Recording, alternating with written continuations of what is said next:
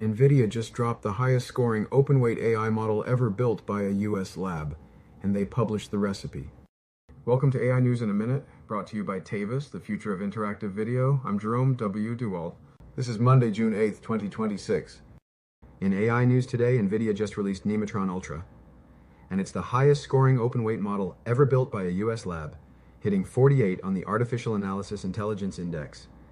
It outperforms Google's best, runs on Blackwell hardware using an ultra-efficient 4-bit format, and delivers a 1 million token context window with claimed 5x speed gains.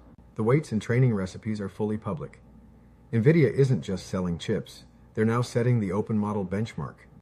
Also from Alibaba, Qwen 3.7-Plus just launched, and it's not just a coding assistant, it's a full coding agent.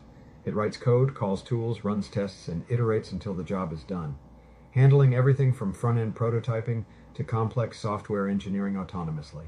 What makes this stand out is the price, just 40 cents per million input tokens. For developers looking to hand off the full coding loop to an AI, Alibaba just made that seriously cheap. In AI coding news, xAI just upgraded Grok Build with Cursor's Composer 2.5, a model specifically designed to handle long-running complex tasks without losing the thread. On top of that, xAI reset rate limits and pushed a fresh model checkpoint, all in one move. This is a direct shot at GitHub Copilot and Cursor's own product.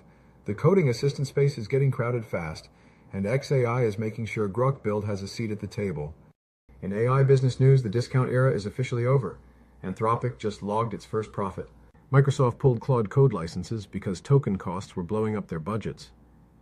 AI labs built their user bases on subsidized pricing, but with over $1 trillion sunk into AI infrastructure, someone has to foot the bill. That someone is enterprise. Per-seat licensing is giving way to consumption-based models, and if you're running AI at scale, your costs are about to look very different. That was your AI News in a Minute with Jerome W. Duwald. Stay ahead in the AI race. Leave your thoughts about open-weight model benchmark implications in the comments, give this video a like, and hit subscribe so you don't miss tomorrow's AI News in a Minute.